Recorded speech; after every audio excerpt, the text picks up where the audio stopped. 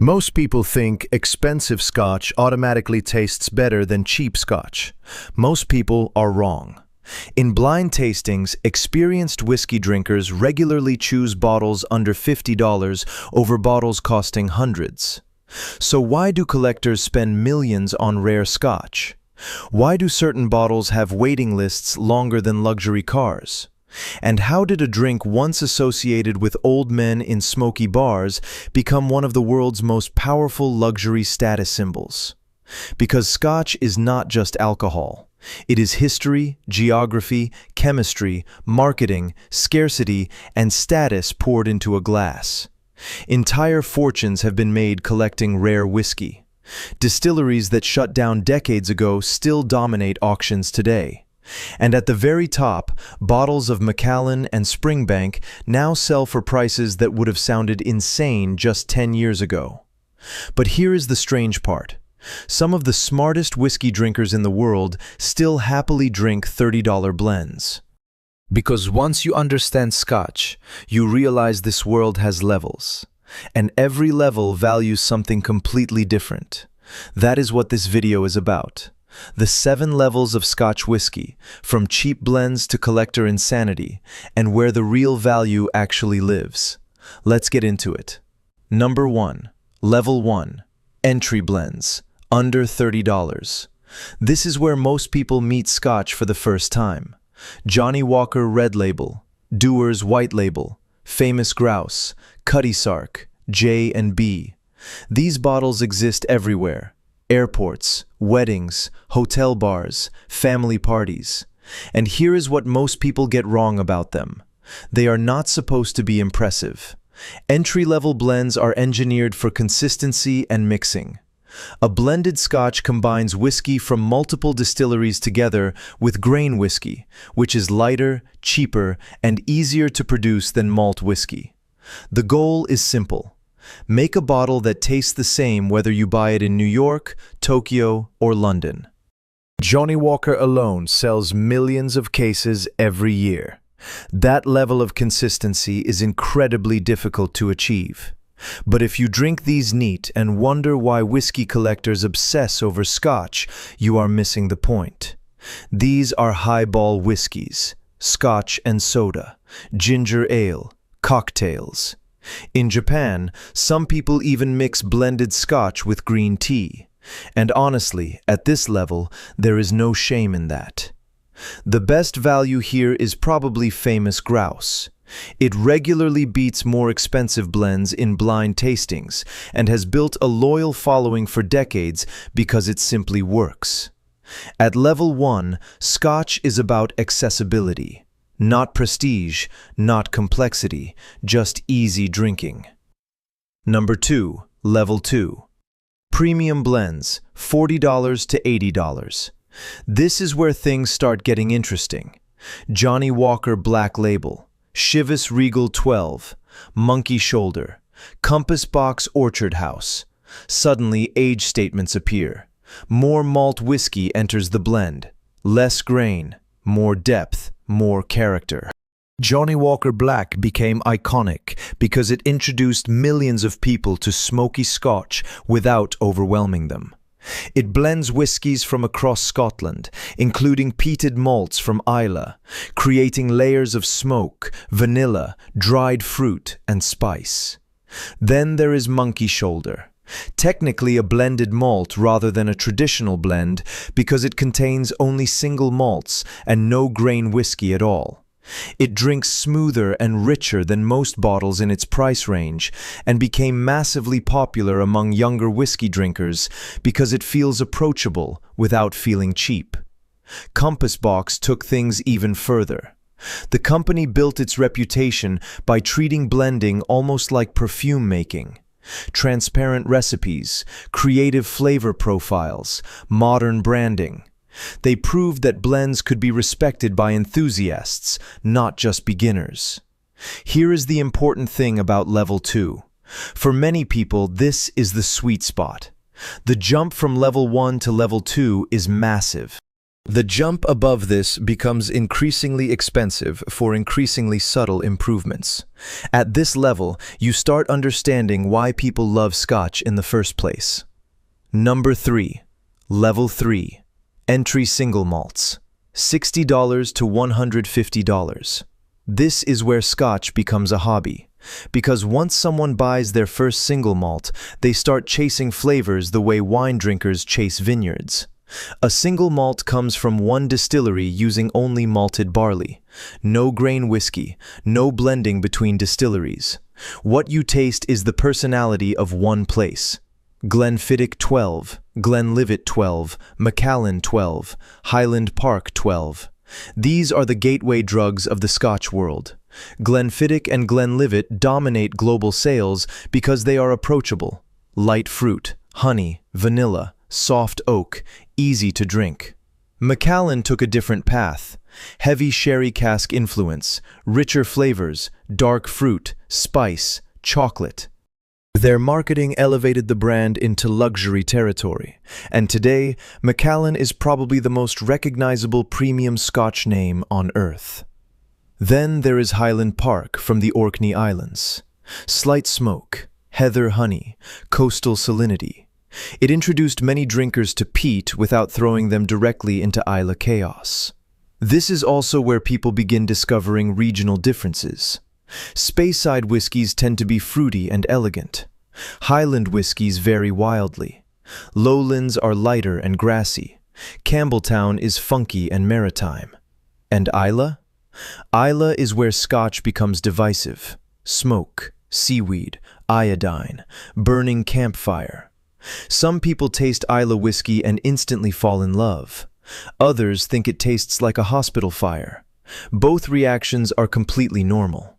At level 3, whiskey stops being alcohol and starts becoming exploration. Number 4. Level 4. Regional obsession. $150 to $300. This is where enthusiasts start arguing online. Lagavulin 16, Ardbeg Ugadile, Springbank 15, Talisker 18, Lefroy Lore. At this level, distilleries develop cult followings, especially Springbank. Springbank might be the most fascinating distillery in modern Scotch. Located in Campbelltown, it still performs nearly every production step in-house, while much of the industry industrialized decades ago. During the early 2000s, collectors largely ignored Springbank. Today, bottles sell out almost instantly worldwide. Some limited releases triple in price before they even leave the store. Why? Scarcity, authenticity, reputation. Whiskey culture increasingly rewards brands perceived as real, and Springbank became the symbol of old-school traditional whiskey making. Then there is Islay. Ardbeg built one of the strongest enthusiast communities in the entire alcohol world. Their fans line up for annual special releases the way sneaker collectors line up for limited Jordans. Lefroy took the opposite approach, aggressively medicinal, smoky, polarizing. Their advertising literally acknowledged that many people hate the taste, which only made enthusiasts love it more, because in luxury culture, difficulty often creates status. If something requires a trained palate to appreciate, owning that taste becomes part of the identity. Talisker brought maritime character into the conversation. Pepper spice, salt air, smoke. It tastes like a storm at sea. At level 4, people stop asking, "What's the best Scotch?" and start asking, "What style do you prefer?" And that is when the hobby truly begins. Number 5. Level 5. Age Statement Prestige. $300 to $1,000. Now we enter luxury territory. Macallan 18. Glendronach 21, Glenfarclas 25, Dalmore King Alexander III, Blue Label Ghost and Rare editions. This is where age becomes expensive. Every extra year inside a barrel costs money. Whiskey evaporates over time through the wood in a process known as the angel's share. In Scotland, distilleries lose roughly 2% of a cask every year. After 25 years, enormous amounts are simply gone forever. Older whiskey also ties up inventory for decades. A distillery filling barrels today might not profit from them until the 2040s. That scarcity becomes part of the pricing. Macallan dominates this level culturally. Their heavy use of expensive sherry-seasoned oak casks created one of the most recognizable flavor profiles in Scotch. Rich dried fruit, spice, dark chocolate, leather. The Macallan 18 became a luxury benchmark not just because of quality, but because celebrities, athletes, and executives began treating it like a status symbol. Then there is Glendronach 21, one of the most respected, heavily sherried whiskies in the enthusiast world. Dense fruitcake flavors, espresso, tobacco, deep oak. It feels almost decadent. Dalmore leaned fully into luxury branding. Crystal decanters, expensive packaging, cigar lounge aesthetics.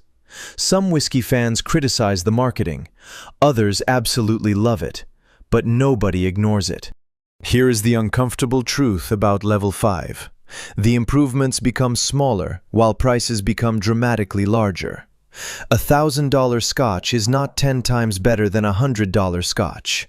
Maybe it is 20% better, maybe less.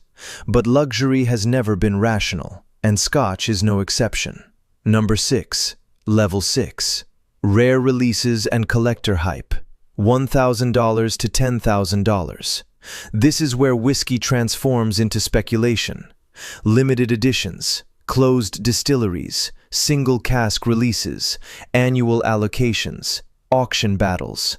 Port Ellen, Brora, Karuizawa, Old Springbank releases. The whiskey market exploded during the 2010s and early 2020s. Investors entered aggressively. Bottles stopped being drinks and became assets. Macallan benefited more than anyone. In 2023, a bottle of Macallan 1926 sold for over $2.7 million at auction, becoming the most expensive bottle of wine or spirits ever sold publicly. One bottle, nearly $3 million.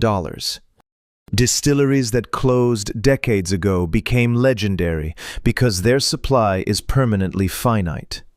Port Ellen shut down in 1983 before reopening in 2024. For 40 years, every remaining bottle became increasingly rare. The same happened with Brora. Collectors chased these whiskies because no more could ever truly be made from that original era. Independent bottlers also became massively important here. Companies like Gordon and MacPhail and Signatory Vintage release single casks that enthusiasts obsess over because each barrel tastes slightly different.